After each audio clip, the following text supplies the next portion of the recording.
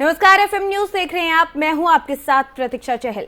Samajwadi party के राष्ट्रीय अध्यक्ष अखिलेश यादव ने एक बार फिर ट्विटर के जरिए योगी सरकार पर निशाना साधा है।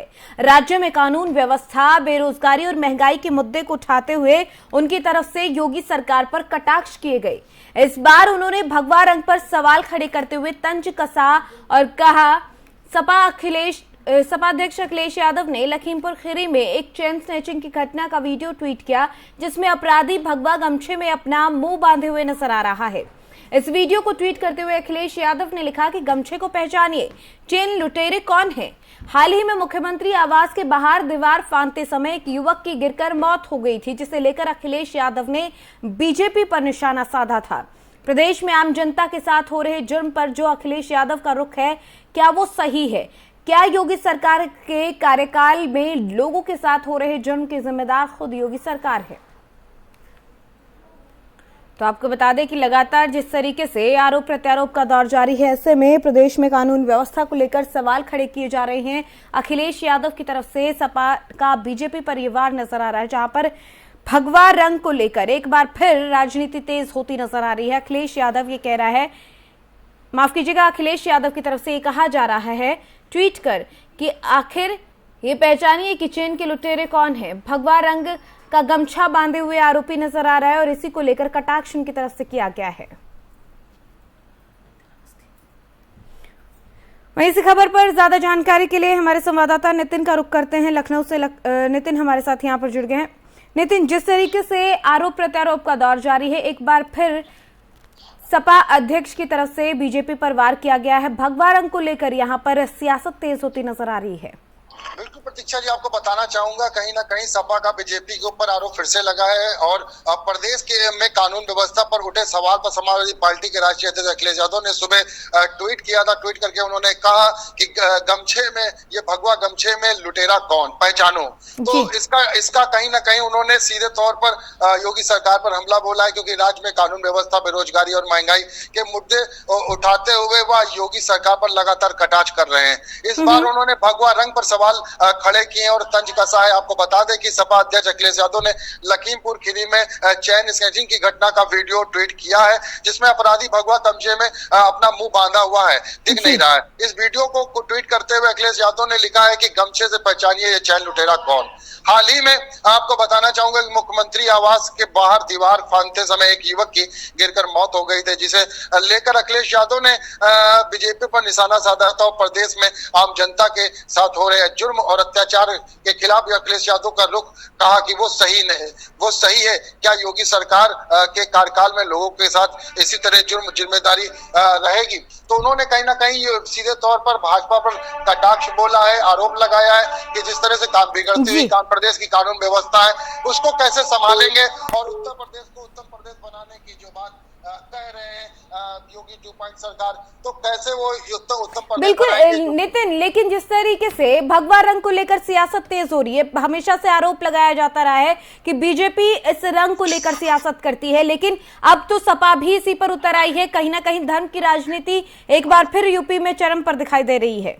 बिल्कुल प्रतीक्षा जी, जिस तरह से उन्होंने कमेंट किया है, ट्वीट किया है आज सुबह, तो उसको देखते हुए ये कहा जा सकता है कि धर्म की राजनीति को लेकर एक बार फिर से जहां सभी पार्टियां करती थी, अब सपा भी उसी दौर में आ गई है, जो कि पहले वो मुद्दे उठाया करती थी, लेकिन अब आज की डेट में वो राष्ट्रीय अध्यक्ष खुद अखिलेश यादव उस पर ट्वीट कर रहे हैं और खुद कह रहे हैं कि भगवा गमछे में पहचानो ये लुटेरा कौन। तो कहीं ना कहीं ये कहा जा सकता है कि प्रदेश की कानून व्यवस्था को लेकर अब विपक्ष सरकार को घेरने में लगा हुआ है। इस मुद्दे को क्या विधानसभा में भी उठाता है, ये अहम मुद्दा माना जा रहा है, क्योंकि जिस तरह से कानून की व्यवस्था वो बिगड़ती हुई नजर आ रही है, लगातार अपराधियां घटना कर रहे हैं और उसको अंजाम दे रहे हैं, उस पर किस तरह से लगाम लगाएंगे, क्योंकि जो 100 दिन का कार्ड दिया था योगी 2.0 सरकार ने, उस पर कितना मंत्री खड़े हो सकते हैं, क्योंकि एक बहुत बड़ा सवालिया निशान विपक्ष उठा रहा है और उसका जवाब देना योगी 2.0 सरकार का कर्तव्य बनता है। जी बिल्कुल नितिन, ठीक है, कर्तव्य दोनों ही तरफ से बनता है, चाहे विपक्ष हो या पक्ष हो, क्योंकि इस तरीके से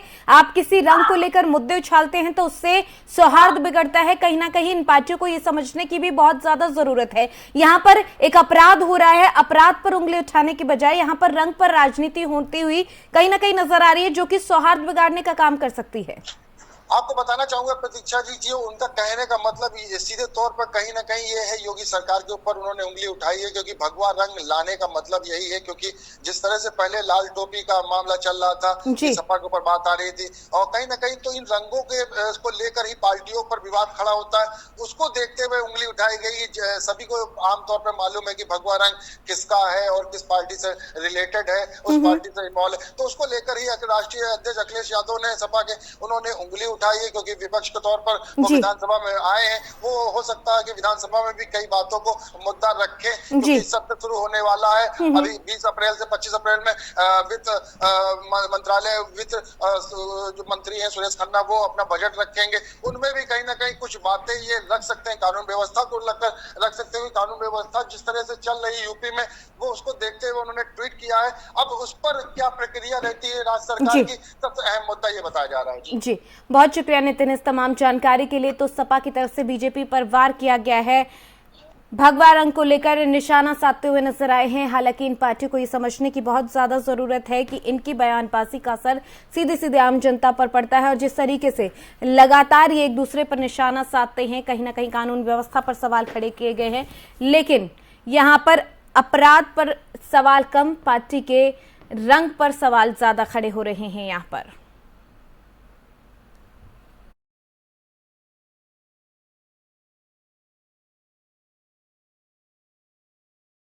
और अब बात करेंगे चाचा भतीजे के बीच में चल रही लड़ाई की। जी हां, इस लड़ाई ने नया रुख ले लिया है। समाजवादी पार्टी के संस्थापक सदस्य शिवपाल सिंह यादव ने अपना अगला कदम लगभग तय कर लिया है। यूपी में 2017 के विधानसभा चुनाव के बाद से समाजवादी पार्टी में उपेक्षित महसूस कर रहे शिवपाल सिंह यादव ने अपनी अलग पार्टी भी बना ली थी। साथ ही खबर अब ये आ रही है कि शिवपाल यादव अपने बेटे आदित्य यादव और हजारों समर्थकों के साथ जल्द ही बीजेपी की सदस्यता ले सकते हैं। बताया जा रहा है कि बीजेपी के राष्ट्रीय अध्यक्ष जेपी नड्डा, गृह मंत्री अमित शाह और यूपी के विधानसभा चुनाव प्रभारी धर्मेंद्र की मौजूदगी में शिवपाल सिंह यादव अपने बेटे आदित्य यादव और समर्थकों के साथ बीजेपी का दामन थाम सकते हैं। 2022 विधानसभा चुनाव के बाद से ही शिवपाल यादव के पैर सपा में टिक नहीं रहे। बीते दिनों शिवपाल ने सीएम योगी आदित्यनाथ के आवास पर उनसे मुलाकात की थी। अब देखने वाली बात यह है कि शिवपाल सपा के बीच में ये फूट कौन सा नया मोड़ लेती है।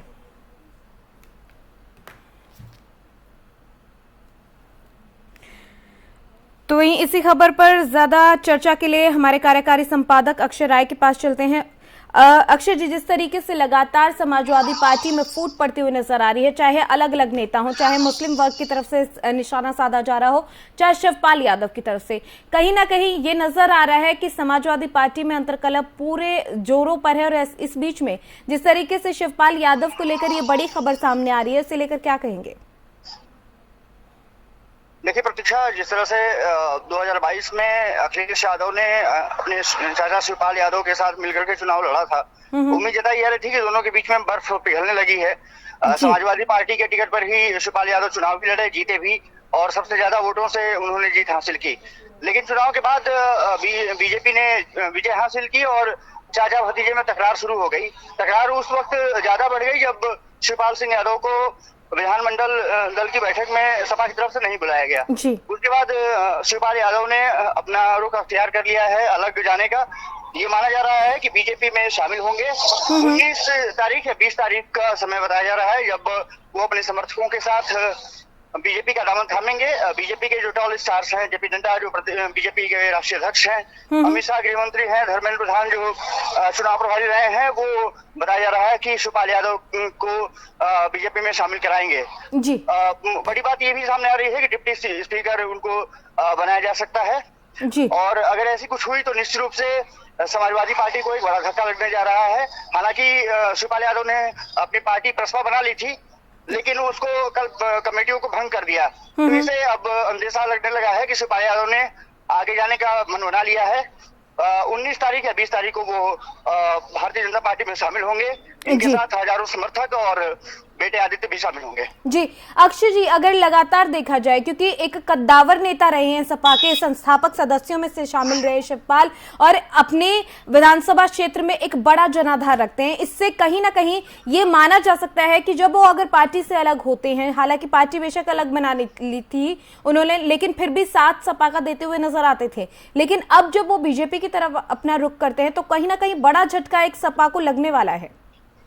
देखिए, समाजवादी पार्टी का जो गढ़ रहा है मैनपुरी, इटावा, सैफई, जो गृह क्षेत्र है मुलायम सिंह यादव, शिवपाल यादव और अखिलेश यादव का, वहां से लगातार जसवंत नगर की सीट से शिवपाल यादव विधायक बनते रहे हैं, और यादव बेल्ट के साथ साथ मुस्लिम समीकरण को साधने में शिवपाल यादव का कोई सानी नहीं रहा है। यही वजह रही है कि प्रदेश अध्यक्ष के होने के नाते जब उनको विवादों के चलते हटाया गया था, उसके बाद से चाचा भतीजे में तकरार बढ़ी थी। 2016 का समय याद होगा, जब अध्यक्ष बनने के लिए शिवपाल सिंह यादव और अखिलेश यादव में भयंकर जंग छिड़ी थी। मामला सुप्रीम कोर्ट के अलावा चुनाव आयोग तक पहुंचा था। चुनाव आयोग ने हालांकि सिंपल अखिलेश यादव को जारी कर दिया था, वो राष्ट्रीय अध्यक्ष बन गए थे। तब से तकरार जारी थी, लेकिन 2022 में बर्फ पिघली, वो दोनों साथ भी आए, लेकिन बात बनती हुई अब दिख नहीं रही है। यही वजह रही है कि यादव के साथ साथ, बिरादरी के साथ साथ बीजेपी ने जो सेंध लगाई है शिवपाल सिंह यादव के आने के बाद, उसमें और बढ़ोतरी होगी और कहीं ना कहीं समाजवादी पार्टी कमजोर होगी, ये जो राजनीतिक विश्लेषक है वो भी मानते हैं। तो साफ तौर पर है कि एक बड़ा झटका लगेगा, खास करके समाजवादी विचारधारा को समझने वाले, और अभी तक समाजवादी विचारधारा के साथ रहे शिवपाल सिंह यादव, भगवा रंग में जब रंगेंगे तो किस तरह का समीकरण बनाएंगे और किस तरह से बीजेपी को। बिल्कुल, मेरा अगला सवाल आपसे यही होने वाला था कि अगर बीजेपी में एक बड़ा नेता समाजवादी पार्टी का जाता है, जैसे कि आपने पहले भी कहा कि मुस्लिम वर्ग को साधने का काम शिवपाल यादव ने बहुत अच्छे से किया सपा में रहते हुए, अगर वो बीजेपी की तरफ रुख करते हैं तो क्या उस जनाधार पर असर पड़ेगा? बिल्कुल पड़ेगा। जहां तक राजनीतिक विश्लेषक मानते हैं कि शिवपाल यादव समाजवादी पार्टी में संगठन में होते हुए मुलायम सिंह के साथ जिस तरह से समाजवादी पार्टी को मजबूत किया था, वो बीजेपी के आने के बाद कहीं ना कहीं यादव और जो एमवाई समीकरण था वो समाजवादी पार्टी से अलग हट करके बीजेपी में शामिल हो सकता है। और देखना दिलचस्प होगा कि जब शिवपाल सिंह यादव बीजेपी में शामिल होते हैं, बीजेपी क्या जिम्मेदारी देती है, लेकिन उनको बताया जा रहा है कि डिप्टी स्पीकर बनाया जाएगा, और इसके अलावा संगठन को किस तरह से मजबूत करना है उसमें कहीं ना कहीं दिशा निर्देशन भी बीजेपी ले सकती है। तो साफ तौर पर है कि अपर्णा बिष्ट ने जिस तरह से बीजेपी में शामिल हो गई थी, अब शिवपाल सिंह यादव अगर वहां पहुंचते हैं तो कह सकते हैं कि निश्चित रूप से बीजेपी को इसका बड़ा फायदा होने जा रहा है, खास करके 2024 जो लोकसभा चुनाव है उसके मद्देनजर मुझे लगता है कि शिवपाल सिंह यादव का जो बीजेपी में जाना बीजेपी के लिए बहुत बड़ी फैक्टर होने वाला है। जी, बहुत शुक्रिया अक्षय जी, आप हमारे साथ यहाँ पर जुड़े, चर्चा का हिस्सा बने, बहुत शुक्रिया। तो सुना आपने कि जिस तरीके से पार्टी के में एक बड़ी फूट नजर आ रही है सपा में, जहां पर वहीं दूसरी तरफ बीजेपी को एक बड़ा फायदा अगर शिवपाल यादव उनका साथ देते हैं तो कहीं ना कहीं मिलता हुआ नजर आ रहा है।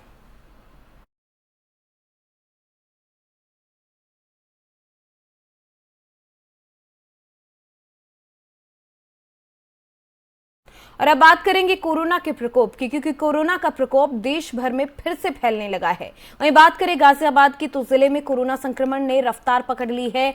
बता दें कि गाजियाबाद की पिछले 24 घंटे में अगर बात की जाए तो 17 नए कोरोना के मामलों की पुष्टि हुई है।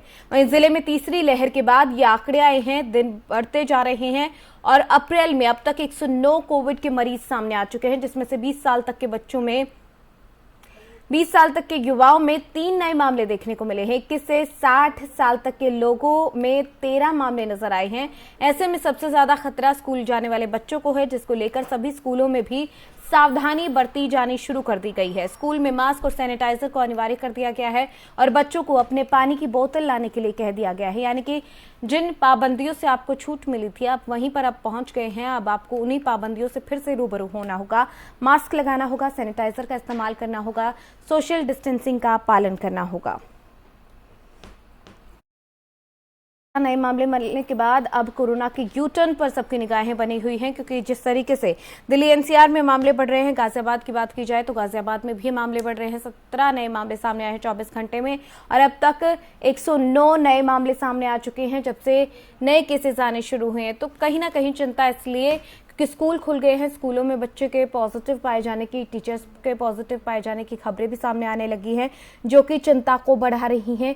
क्योंकि अभी स्कूल शुरू हुए हैं और अभी से केसेस आने लगे, इसका मतलब स्कूल प्रबंधन लापरवाही बरत रहा है, अभिभावक लापरवाही बरत रहे हैं और बच्चे तो लापरवाही बरत ही रहे हैं।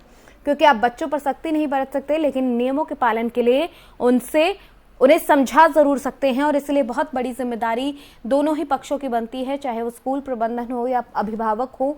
सबको ये समझना बहुत ज़्यादा ज़रूरी है, क्योंकि अगर आप नहीं चाहते कि कोरोना का यू टर्न आए तो आपको इस लापरवाही से दूर रहना होगा, इस लापरवाही से हटना होगा। क्योंकि लगातार जिस तरीके से केसेस बढ़ रहे हैं उससे खतरा आप पर ही है, आम लोगों पर ही है। क्योंकि सबसे ज़्यादा कोरोना का असर बच्चों पर पड़ेगा जो स्कूल जाने लगे हैं।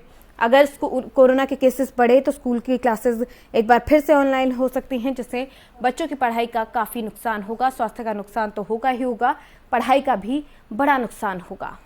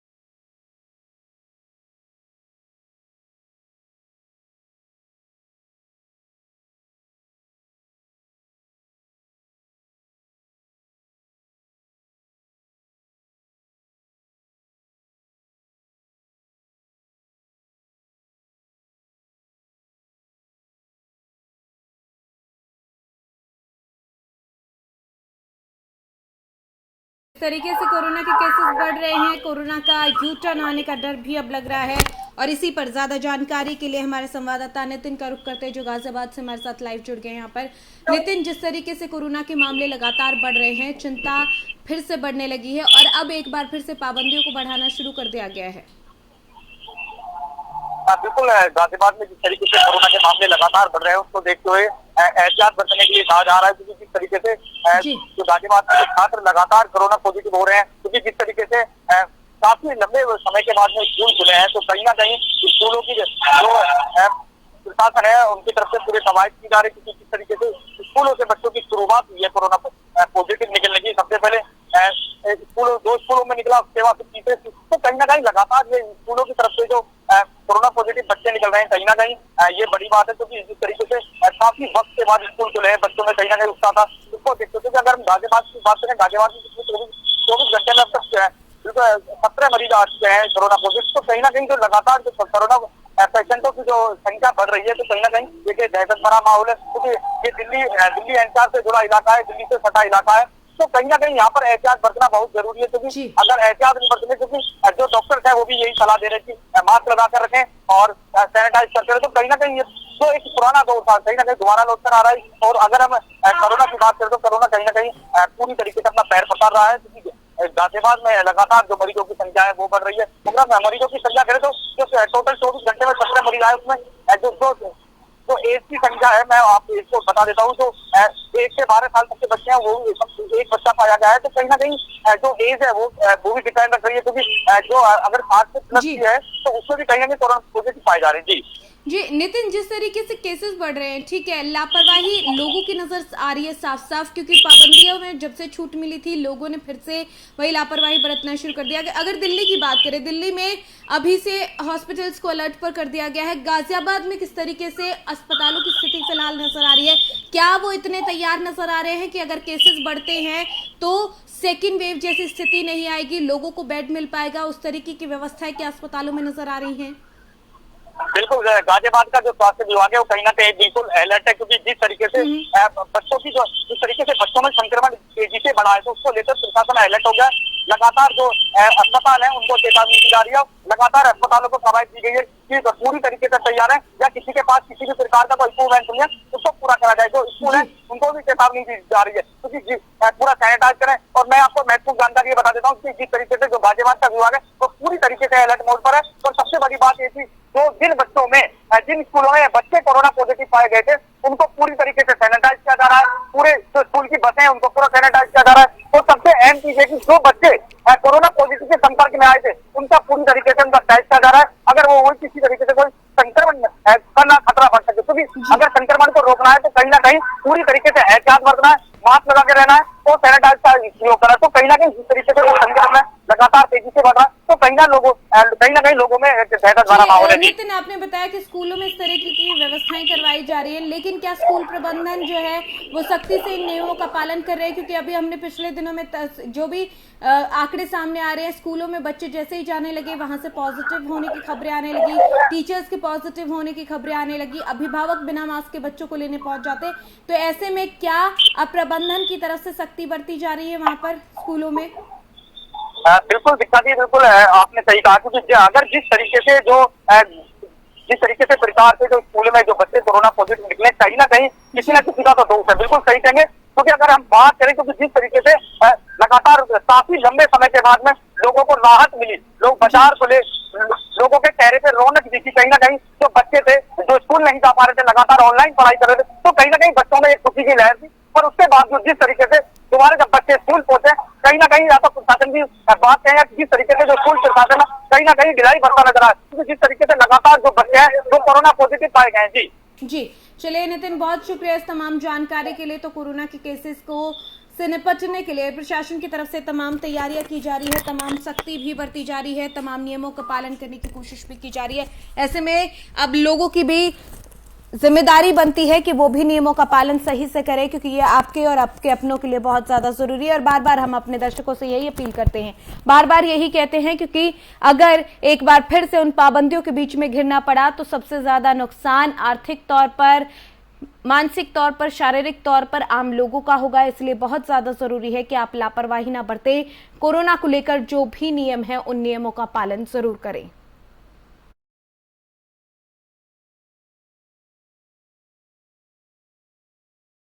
वहीं यूपी के प्रयागराज में 5 लोगों की धारदार हथियार से हत्या करने का मामला सामने आया है। 5 लोगों की हत्या से इलाके में सनसनी फैल गई। जानकारी के मुताबिक प्रयागराज के नवाबगंज थाना इलाके के खागुलपुर गांव में शनिवार को एक ही परिवार के 5 लोगों की बेदर्दी से हत्या कर दी गई। अभियुक्त ने पति पत्नी समेत 3 बच्चों की धारदार हथियार से काटकर हत्या की। घटना की जानकारी मिलने के बाद मौके पर पुलिस पहुंची और जांच शुरू कर दी गई है।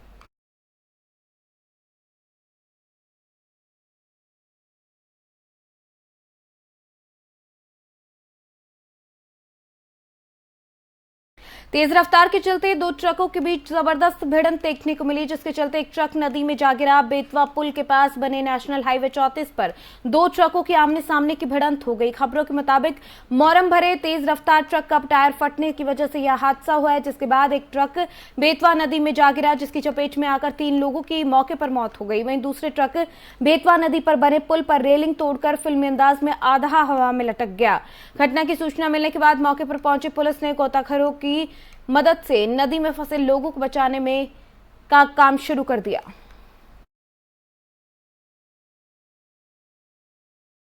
थाना अमीनाबाद के तहत प्रताप मार्केट में बीती रात को एक दुकान में शॉर्ट सर्किट की वजह से आग लगने का मामला सामने आया है। बता दें कि दुकान में तैनात कर्मचारी आग की चपेट में आने से बाल बाल बच गया, जिसके बाद आसपास के लोगों ने मौके पर दमकल विभाग और पुलिस को उसकी सूचना दी। जिसके बाद सूचना मिलने पर पुलिस मौके पर पहुंची और दमकल विभाग ने कड़ी मशक्कत के बाद आग पर काबू पाया। वहीं एक कर्मचारी आग की चपेट में आने से झुलस गया, जिसे मौका रहते ट्रॉमा सेंटर में भर्ती कराया गया।